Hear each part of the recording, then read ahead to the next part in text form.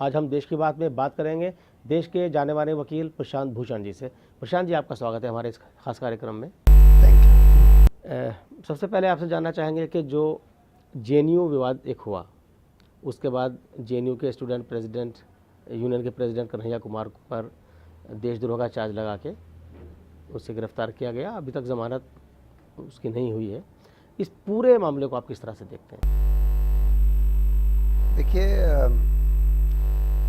जो मौजूदा सरकार और भाजपा और आरएसएस की जो सोच है वो ये रही है कि जो लेफ्टिस्ट्स हैं, कम्युनिस्ट हैं, जो मार्क्सवादी विचारधारा रखते हैं या कोई लेफ्ट की विचारधारा रखते हैं, उनको वो अपना सबसे बड़ा एनिमी मानते हैं, कि उनके सबसे बड़े दुश्मन वो हैं वैचारिक उस पर।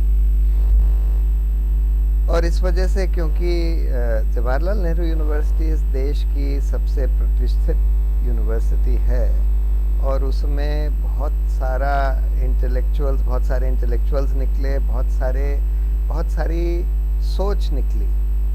और थ्रू अगर आप देखें तो पिछले 20-25 साल से, 30-40 साल से वो एक जो उसकी स्टूडेंट्स कम्युनिटी है और स्टूडेंट्स यूनियन है, वो बाय एंड लार्ज लेफ्ट विचारधारा की रही है। तो जवाहरलाल नेहरू यूनिवर्सिटी को भाजपा और आरएसएस जैसे संगठन अपनी एक बहुत घातक एनिमी समझते हैं। तो जब ये रोहित वेमुला का इंसिडेंट हुआ हैदराबाद में, जिसमें कि उसने एक दलित स्टूडेंट ने सुसाइड कर लिया क्योंकि भाजपा एबीवीपी उसको हर तरह से उसको बर्खास्त कर दिया था, यूनिवर्सिटी से परेशान कर रहे थे, और इस पर जो बहुत बड़ा उन्माद देश में हुआ भाजपा के खिलाफ, खासकर दलितों का। तो जैसे ही ये जेएनयू में ये इंसिडेंट आया, जिसमें कि एक फंक्शन था अफजल गुरु के डेथ एनिवर्सरी पर, कुछ स्टूडेंट ऑर्गेनाइजेशन ने रखा था, और जहाँ पर उनको कुछ ऐसे वीडियो निकाले गए। अब ये तो पता नहीं है कि वो वीडियो कितने सही हैं, उससे ये भी नहीं पता लग रहा कि कौन लोग नारा लगा रहे हैं, लेकिन जिसमें कि कुछ ऐसे नारे आए कि पाकिस्तान जिंदाबाद और देश के टुकड़े टुकड़े वगैरह, इस तरह के वीडियो जैसे ही चलाए गए तो भाजपा को लगा कि भाई उनको अब ये मौका मिल गया है कि उससे ध्यान भटकाएं रोहित वेमुला के मामले से, और साथ में जेएनयू को भी क्रश कर दें। तो उसके साथ ही साथ तुरंत जैसे ही जिस दिन ये वीडियो चलने लगे टीवी चैनल्स पर, उसी दिन भाजपा के लोगों ने, आरएसएस के लोगों ने ये कहना शुरू कर दिया कि शट डाउन जेएनयू। जी, यानी जो मेन एजेंडा था, जैसे कई बार सुब्रमण्यम स्वामी कहते रहे कि साहब इसको बंद कर देना चाहिए, या एक बार चर्चा चली थी कि अगर सुब्रमण्यम स्वामी को उसका वीसी बनाया जाएगा तो उसका भगवाकरण करेंगे। तो को लगता है कि इस पूरे के बहाने पूरे जेएनयू को टारगेट किया जा रहा है।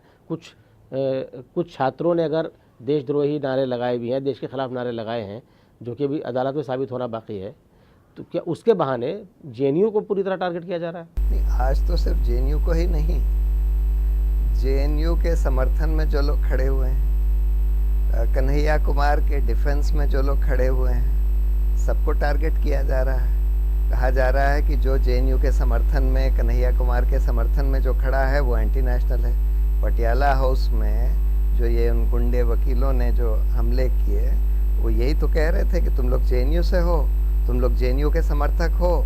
जर्नलिस्ट को भी कह रहे थे तुम लोग जेएनयू के समर्थक हो और पीटो इन लोगों को। तो आज तो भाजपा और आरएसएस की तरफ से ये कोशिश हो रही है कि भाई जो जेएनयू के लोग हैं, स्टूडेंट्स हैं, जो जेएनयू के समर्थक हैं, जो जेएनयू को डिफेंड कर रहे हैं, और जो सरकार की इस बात पर आलोचना कर रहे हैं कि सरकार ने ज़बरदस्ती कन्हैया कुमार को गिरफ्तार कर लिया और वहाँ जेएनयू को शट डाउन करने का पूरा मुहिम उनके कई लोग चला रहे हैं। आज उनको अटैक किया जा रहा है ये कह के कि वो लोग एंटी नेशनल हैं, देशद्रोही हैं, देश विरोधी हैं।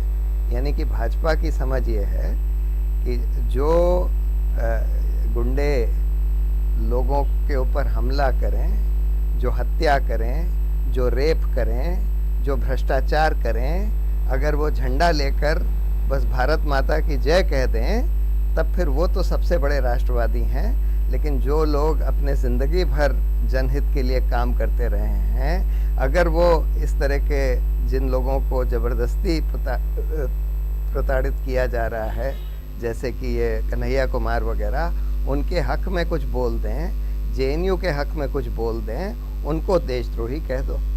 ये आज तो पूरी ये कोशिश। देश में किस तरह का माहौल बनाया जा रहा है? क्या इससे पहले कभी आपका तो इतना तजुर्बा रहा है, हमने तो 20 साल के अपने पत्रकारिता के करियर में इस तरह की कभी चीज़ें नहीं देखी। आपको किस तरह का माहौल बनाया जा रहा है, किस तरह का देश बनाया जा रहा है? देखिए, भाजपा और आरएसएस का तो ये सोच शुरू से रहा है कि हिंदू राष्ट्र होना चाहिए, मंदिर यहीं बनाएंगे वगैरह वगैरह। वो तो सेकुलरिज्म को भी संविधान के प्रीएम्बल से निकालना चाहते हैं। तो वो तो एक फांसीवादी विचारधारा, जिसमें कि वो ये मानते हैं कि भाई जो हमारे साथ खड़ा है वही देशभक्त है और बाकी जो लोग हमारे खिलाफ हैं वो सब देशद्रोही हैं। इस तरह की सोच का उनका ऑर्गेनाइजेशन है। तो जब ये पहली बार ऐसा हुआ कि ये सरकार पूर्णतः भाजपा की पार्टी मेजॉरिटी से आ गई और प्रधानमंत्री मोदी बन गए, तो उस समय ये बहुत लोगों को शंका हुई और ख़तरा महसूस हुआ कि भाई अब ये सरकार जो है हिंदुस्तान को सेकुलरिज्म से हटाकर हिंदू राष्ट्र बनाने की तरफ ले जाएगी। मोदी जी ने खुद कुछ नहीं बोला, लेकिन जो उनके ज़मीनी संगठन हैं, जो छोटे छोटे सेना और दल और ये वो, उन लोगों ने जगह जगह इस तरह की चीज़ें शुरू करी, लव जिहाद के नाम से, बीफ के नाम से, जिससे कि हिंदुओं में पोलराइजेशन किया जाए, मुसलमानों के खिलाफ, क्रिश्चियंस के खिलाफ ये घर वापसी को लेकर या ये कन्वर्जन के इशू को उठाकर। तो लेकिन उस समय तक मोदी जी कुछ नहीं बोलते थे, और जब कुछ लोग पकड़े जाते थे जैसे मोहम्मद अखलाक के मर्डर में, तो कहते थे कि भाई ये तो हमारे लोग नहीं है, ये कुछ फ्रिंज एलिमेंट्स हैं। दभोलकर पंसारे के मर्डर में ये तो हमारे लोग नहीं है, ये कुछ फ्रिंज एलिमेंट्स हैं। लेकिन ये जेएनयू का जो मसला उभरा है, उसमें पूरी तरह से भाजपा के पत्ते खुल गए हैं, क्योंकि राजनाथ सिंह से लेकर मोदी जी अभी भी कुछ नहीं बोले हैं, लेकिन जब राजनाथ सिंह होम मिनिस्टर और भाजपा के बहुत सारे एमपीज बोल रहे हैं, इस पर कूद कर बोल रहे हैं कि भाई ये लोग देशद्रोही हैं, इनको सबको जेल में डाल देना चाहिए, मेरे पास बंदूक होती तो मैं गोली मार देता वगैरह वगैरह, जैसे उनका एमएलए कह रहा है। अब ये इनका चेहरा पूरा बेनकाब हो गया है कि ये लोग पूरा एक फांसीवादी राष्ट्रवाद हिंदुस्तान में कायम करना चाहते हैं, जैसे कि हिटलर ने जर्मनी में किया या मसोलिनी ने इटली में किया। प्रशांत जी, बहुत सही बात आपने कही कि इनका चेहरा बेनकाब हो गया। बहरहाल इस मुद्दे पर और देश से जुड़े कई और मुद्दों पर हम आपसे बातचीत जारी रखेंगे, लेकिन फिलहाल वक्त हो चला एक छोटे से ब्रेक के बाद लौटते हैं और प्रशांत भूषण से बातचीत को आगे बढ़ाते हैं। आप कहीं मत जाइएगा, बने रहिएगा हमारे साथ देश की बात में।